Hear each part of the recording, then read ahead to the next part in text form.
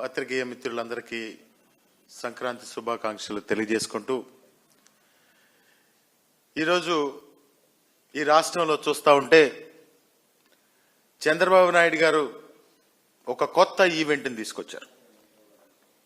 KPL ఐపీఎల్లో ఈ దేశంలో ఒక క్రీడగా ఏ విధంగా వెలుగొంది సక్సెస్ అయిందో ఈరోజు చంద్రబాబు నాయుడు గారు కూటమి ప్రభుత్వం వారు కేపీఎల్ అని ఒక ఈవెంట్ని తీసుకొచ్చి ఆంధ్రప్రదేశ్లో లాంచ్ చేసి అన్ని వ్యవస్థల మీద దాడులు చేస్తూ ఉన్నారు.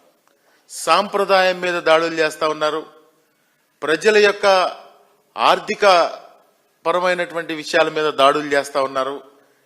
ఒక కేపీఎల్ అనే సబ్జెక్ట్, కేపీఎల్ అంటే కోడి పందాల లీగ్. ఇదివరకు రాష్ట్రంలో సంక్రాంతి అంటే ఎంతో సంతోషంగా ఎక్కడ దూరం దూరం ఉన్నటువంటి బంధువులు, అదేవిధంగా పిల్లలు, కొత్తగా పెళ్ళైన వాళ్ళు, అల్లుడు, కొత్తగా పెళ్ళైన అల్లుడు కూతురు ఇంటికి వచ్చి ఎంతో సంతోషంగా ఈ పండగ చేసుకునేవాళ్ళు. కానీ అసలు అర్థాన్నే పూర్తిగా మార్చేసి ఈరోజు కేపీఎల్ పేరుతో అరాచకత్వాన్ని రాష్ట్రంలో పోషిస్తా ఉన్నారని చెప్పి ఈ సందర్భంగా గుర్తు చేస్తా ఉన్నాను. అసలు సాంప్రదాయం ముసుకే లేదు, సాంప్రదాయం అనేది లేదు. సాంప్రదాయం ముసుగులో ఈరోజు అరాచకత్వాన్ని ప్రేరేపించి కత్తులు దూసే కోళ్లు, దాని వెనకాల జోదం, చుట్టూ గ్యాలరీలు, ఎల్ఈడి స్క్రీన్లు, వేలాది కొలది సందర్శకులు, పెద్ద మొత్తంలో చేతులు మారనున్నటువంటి నగదు. ఇది ఉమ్మడి కృష్ణా, పశ్చిమ గోదావరి, తూర్పు గోదావరి జిల్లాలో జరుగుతున్నటువంటి విషయం. సంక్రాంతి పండగని అర్థమే మార్చేశారు. ఎందుకంటే పండగ అంటే పంటలు వస్తాయి. ఆ పంటలు వచ్చినప్పుడు అందరూ కూడా ఒక చోట కలుచుకుని ఆ పండగ చేసుకుంటారు. అంటే సంక్రాంతి పండుగ అంటే గొబ్బెమ్మలు, గంగిరెద్దులు అవన్నీ కూడా మర్చిపోయే విధంగా ఈరోజు చంద్రబాబు నాయుడు గారు చేస్తా ఉన్నారు. ఎక్కడికక్కడే ఒక అరాచకత్వాన్ని ప్రేరేపిస్తా ఉన్నారు. ఆయన చెప్పారు, ఎన్నికల ముందు సంపద సృష్టిస్తానని చెప్పారు. సంపద సృష్టిస్తాం అంటే మేమేదో ఈయన సంపద సృష్టిస్తాడని అనుకుని మేమేదో అనుకున్నాం. కానీ కేపీఎల్ అని ఈ సబ్జెక్టుతో సంపద సృష్టిస్తాడని చెప్పి మేము ఏ రోజు భావించలేదు. ఈ రాష్ట్రం ఎప్పుడు కూడా భావించలేదు. ఆయన 40 సంవత్సరాలు ఇండస్ట్రీ అని చెప్పే చంద్రబాబు నాయుడు గారు ఈ రోజు ప్రజల మీద మీరు చేస్తున్నటువంటి దాడి, మీరు ఈ రోజు ప్రజల మీద చేస్తున్నటువంటి అరాచకం, ఈ రోజు ప్రజల మీద మీరు రుద్దుతున్నటువంటి విష సంస్కృతి, ఇది కరెక్ట్ కాదు. మీకు ఎప్పటికైనా ప్రజలు మీకు దీని మీద ప్రజలు ఉసురు కూడా మీకు తగులుతుందని చెప్పి కూడా ఈ సందర్భంగా మనం చేస్తా ఉన్నాం. కోడి పందాల మీద నిషేధం ఉన్నా కానీ, కోడి పందాలు ఎప్పుడు కూడా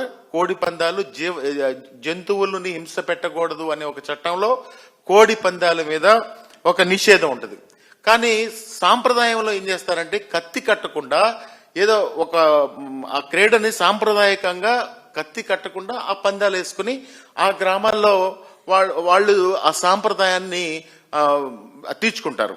కానీ ఇప్పుడు కత్తులు కట్టి ఎల్ఈడి స్క్రీన్లు, పెద్ద పెద్ద స్టేడియంలు నిర్మించేసి ఈరోజు అన్ని సదుపాయాలు, అంటే ఎక్కడి నుంచో వచ్చే విఐపీస్ వాళ్ళందరికీ కూడా ఏసీ సదుపాయాలు కల్పిస్తా ఉన్నారు. కోడి పందాలు చీకటి పడే వరకే ఎప్పుడన్నా కోడి పందాలు వేసుకుంటారు. అంటే కోడి పందాలు ఏదో ఒక చోట 2 చోట్ల వేసుకునేవాళ్ళు.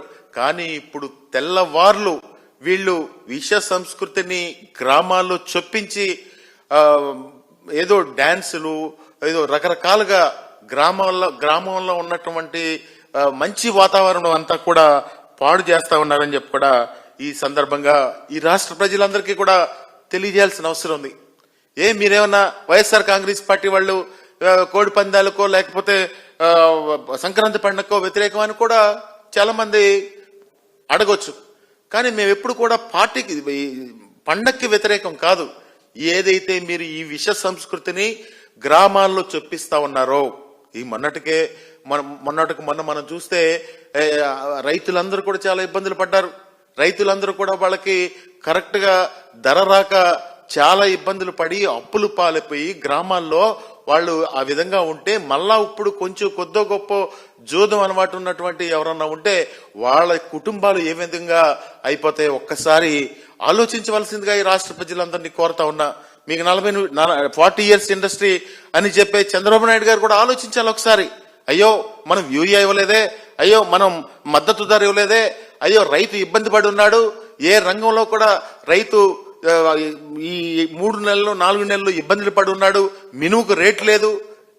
ఇవన్నీ కూడా ఎక్కడ ఆలోచించకుండా ఇవన్నీ కూడా ఎక్కడికక్కడే స్టేడియంలు నిర్మించి ఈ రోజు ప్రతి గ్రామంలో కూడా ఒక జూద క్రీడను నిర్వహించి ఒక విష సంస్కృతిని గ్రామాల్లో చూపిస్తా ఉన్నారని చెప్పి ఈ సందర్భంగా మనం చేస్తా ఉన్నాం. అదేవిధంగా ఈ కోడి పందాలు నిర్వహించే విషయంలో కొన్ని నిషేధం ఉన్నటువంటి ఆటలు ఉన్నాయి.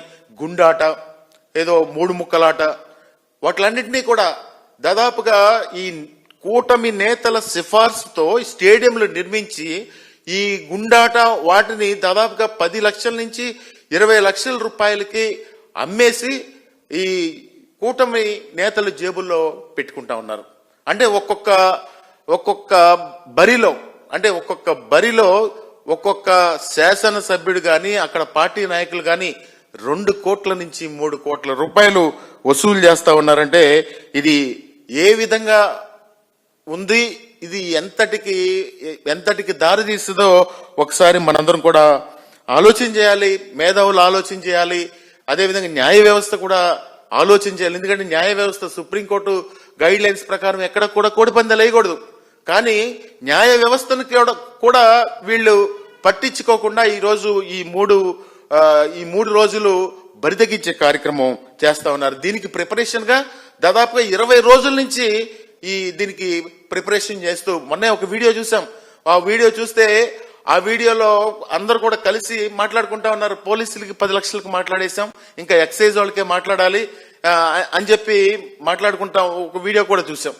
అంటే ఎంత దారుణంగా ఈ రాష్ట్రంలో విలువలను దిగజారు చేస్తా ఉన్నారంటే తెలుగు సంస్కృతిని వీళ్ళు తీసుకెళ్లి ఈ విష సంస్కృతిలో కలిపేసే కార్యక్రమం చేస్తా ఉన్నారు. అదేవిధంగా బరిని బట్టి జనం రద్దీని బట్టి దాదాపుగా 25 లక్షలు నుంచి 1 కోటి రూపాయలు పైగా ఇవ్వడానికి సిద్ధపడతా ఉన్నారు. భీమవరం చుట్టుపక్కలైతే 1 కోటి పైనే ఇవ్వడానికి సిద్ధపడతా ఉన్నారు. ఏది ఈ గుండాట, ఈ పేకాట, ఈ 3 ముక్కలాటకి. అంటే దాదాపుగా ప్రతి బరిలో కూడా ఈ కూటమి నేతల జేబుల్లోకి ఒక 2 కోట్ల వరకు వాళ్ళ జేబుల్లోకి వెళ్తా ఉన్నాయంటే ఈ ఎంత దారుణమైన విషయాల్లో ఒకసారి రాష్ట్ర ప్రజలందరూ కూడా ఆలోచించవలసిందిగా తెలియజేస్తా ఉన్నాం. అదేవిధంగా కోడి పందాలు మేము సాంప్రదాయకమైనటువంటి పద్ధతిలో ఏర్పాటు చేస్తామని చెప్పి చెబుతున్నటువంటి వీళ్ళకి జూదమే వాళ్ళకి ఆదాయం వనరు. అది అందరికీ తెలిసిన విషయమే. కానీ ఏ సంవత్సరం కా సంవత్సరం, అంటే ఈ సంవత్సరం లాస్ట్ ఇయర్ మితిమీరిపోయింది. ఇంకా మళ్ళా ఈసారి స్టేడియంలో నిర్మించి దాని డినామినేషనే మార్చేశారు. అది కోట్లాది రూపాయల్లోకి తీసుకెళ్లిపోయారు. ఇది కూటమి నేతలకు ఒక ఆదాయ వనరుగా వాళ్ళు సమకూర్చుకుంటా ఉన్నారు. దీనికి ప్రభుత్వం ఎక్కడా కూడా ఏమీ పట్టించుకోనట్టు. అంటే రాష్ట్రంలో చట్టం ఉంది, రాజ్యాంగం ఉంది. ఈ రాజ్యాంగంలో కొన్ని విలువలు ఉంటాయి, లా అండ్ ఆర్డర్ ఉంటుంది, అక్కడ ఎన్నో జరుగుతాయి. ఇప్పుడు మద్యం అదే దగ్గరకు తీసుకెళ్లి మద్యం సప్లై చేస్తున్నారు, డ్యాన్సులు వేయిస్తా ఉన్నారు. అదేవిధంగా ఈ గుండాట, ఈ పేకాట, దీనివల్ల ఎన్ని కుటుంబాలు ఇబ్బందులు పడతాయో ఒకసారి మనందరం కూడా ఆలోచించాలి. ఎన్ని కుటుంబాలు రోడ్డుకెక్కే పరిస్థితి వస్తుందో, ఎన్ని కుటుంబాలు పుస్తులు కూడా తీసుకెళ్లి తాకట్టు పెట్టి ఈరోజు జూదం ఆడే పరిస్థితి ఈ 3 రోజుల్లో వస్తుందో, ఈ 3 రోజులు గడిచిపోయిన తర్వాత ఎన్ని కుటుంబాలు రోడ్డు మీదకి వస్తాయో ఒక్కసారి పాలకులు ఆలోచించాలి. ఈ పాలకులు ఎంతసేపు కూడా వైఎస్ఆర్ కాంగ్రెస్ పార్టీ వాళ్ళని ఏదో చేసేసాం, రోడ్ల మీద నడిపించాం, వైఎస్ఆర్ కాంగ్రెస్ పార్టీ వాళ్ళని ఏదో చేసేసాం, ఏదో కత్తి పట్టుకుంటే తీసుకెళ్లి రోడ్డు మీద నడిపించామంటే డీజీపీ గారు అంటారు వ్యాను లేవు కాబట్టి నడిపించామని చెప్తారు. అంటే ఇప్పుడు మిమ్మల్ని ఎక్కడ నడిపించాలని చెప్పి నేను అడుగుతా ఉన్నా. ఇన్ని కోడులు, ఇన్ని ఇన్ని ఇన్ని కోడి పుంజులని మీరు చంపేస్తా ఉన్నారు. అంటే మిమ్మల్ని, ఈ కూటమి నేతల్ని ఎవరిని A1 గా పెట్టాలి, ఎవరిని A2 గా పెట్టాలి, ఎవరిని A3 గా పెట్టాలి అని నేను అడుగుతా ఉన్నా. అంటే ఈ రాష్ట్రాన్ని పరిపాలించే చంద్రబాబు నాయుడు గారిని A1 గా పెట్టాలా? ఈ రాష్ట్రంలో షాడోగా గవర్నమెంట్ నడిపించే లోకేష్ గారిని A2 గా పెట్టాలా? పవన్ కళ్యాణ్ గారు నిత్యం ప్రశ్నించే పవన్ కళ్యాణ్ గారిని A3 గా పెట్టాలా? వీళ్ళని ఎక్కడ నడిపించాలి? ఒకసారి రాష్ట్ర ప్రజలందరూ కూడా ఆలోచించవలసిందిగా మనం చేస్తా ఉన్నాం. అదేవిధంగా ఇవన్నీ కూడా చూస్తే మళ్ళీ దీని వెనకాల పోలీసులు ఈ 3 రోజుల కోసమే, ఈ 3 రోజుల కోసం ఇక్కడ ఇటీవలే గన్నవరం నియోజకవర్గంలో ఒక CI పోస్టు 3 నెలల నుంచి ఖాళీగా ఉంది. 3 నెలల నుంచి ఖాళీగా ఉంటే ఇప్పుడు కేసరపల్లిలో ఒక పెద్ద బరి పెడితే ఆ బరిని ఉద్దేశించి ఆ పెద్ద ఎత్తున ఆ CI దగ్గర ముడుపులు తీసుకుని ఈరోజు అక్కడ పోస్టింగ్ వేసి ఈరోజు పెద్ద ఎత్తున అక్కడ భారీ ఎత్తున ఈ జోదం నిర్వహిస్తా ఉన్నారని చెప్పి కూడా ఈ సందర్భంగా అందరూ కూడా మేము మాట్లాడుకోవడం కాదు, టీడీపీ నాయకులే గుసగుసలాడుకుంటా ఉన్నారు, టీడీపీ నాయకులే చెబుతా ఉన్నారని చెప్పి కూడా ఈ సందర్భంగా మనం చేస్తా ఉన్నాం. అదేవిధంగా అక్కడ మీరు నిర్వహిస్తున్నటువంటి కేసరపల్లిలో మీ జోద శిబిరంలో ఎంత డబ్బు చేతులు మారింది అంటే అది కూడా తెలుగుదేశం పార్టీ వాళ్ళు చెప్తా ఉన్నారు. అక్కడ ఉన్నటువంటి ప్రతినిధికి 2 కోట్ల రూపాయలు ఆయన జేబుల్లోకి వచ్చాయని చెప్తా ఉన్నారు. అంటే ఈ జూద శిబిరాల్లో ఒకసారి చూస్తే ఆ బౌన్సర్లు, భోజనాలు, ఎక్కడెక్కడో ఈవెంట్ మాస్టర్లు అందరూ కూడా వచ్చేసి ఈ విష సంస్కృతిని గ్రామాల్లో చూపించడం చాలా బాధగా ఉందని చెప్పి కూడా మనం చేస్తా ఉన్నాం. అదేవిధంగా ఈ పేకాట శిబిరాల దగ్గర మద్యం వాళ్ళు ఇష్టం వచ్చినట్టు మద్యం గేటులు తీసేశారు, మద్యం రేటు పెంచుకున్నారు. అది ఓకే, రేటు ఈ సంక్రాంతిని ఉద్దేశించే పెంచారేమో నాకు తెలియదు.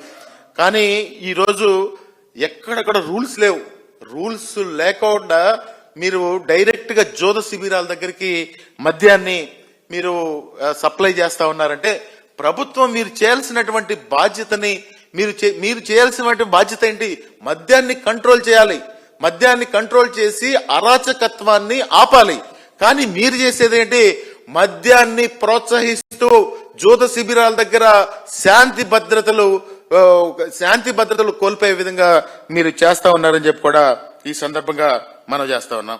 దాదాపుగా ఈ హోటల్ రూమ్స్ అన్ని కూడా బుక్ అయిపోయినాయి. హోటల్ రూమ్స్ అన్ని కూడా బుక్ చేసి ఒక్కొక్క రూము, అది కూడా ఆర్టిఫిషియల్ గా ఒక డిమాండ్ ని సృష్టిస్తా ఉన్నారు. ఒక్కొక్క రూమ్ లో దాదాపుగా 2 లక్షల నుంచి 2 లక్షల రూపాయలు ఈ 3 రోజులు తీసుకుంటా ఉన్నారంటే ప్రజల నుంచి ఏ విధంగా మీరు డబ్బు దోచుకుంటా ఉన్నారో ఒకసారి ఇవన్నీ కూడా రాష్ట్ర ప్రజలందరూ కూడా చూస్తా ఉన్నారు. అదేవిధంగా ఈ ఏడాది ప్రత్యేకంగా క్యాసినో నిపుణులకు దించుతా ఉన్నారు.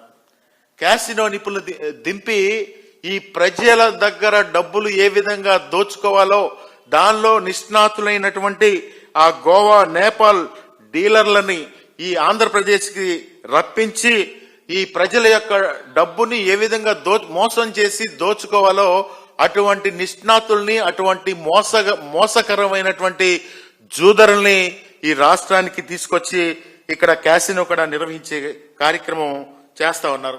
ఈ డబ్బులన్నీ కూడా ఎక్కడికి వెళ్తా ఉన్నాయి? మీరు సంపద సృష్టిస్తానన్నారు. ఎవరికి సంపద సృష్టిస్తానన్నారు? మీ కూటమి నేతలకు, మీ కూటమి ఎమ్మెల్యేలకు మీరు ఆ సంపద సృష్టించే కార్యక్రమం ఇంకోరాగా చేస్తే బాగుంటుందేమో కానీ ఈ క్యాసినోలు, ఈ కోడి పందాల మీద సంపద సృష్టించి రాష్ట్రంలో మీకు ఓటేసిన పాపానికి ప్రజల జేబులు ఖాళీ అయ్యే విధంగా మీరు చేస్తారని చెప్పి రాష్ట్ర ప్రజలు ఏ రోజు కూడా ఊహించి ఉండరని చెప్పి కూడా ఈ సందర్భంగా గుర్తు చేస్తా ఉన్నాం.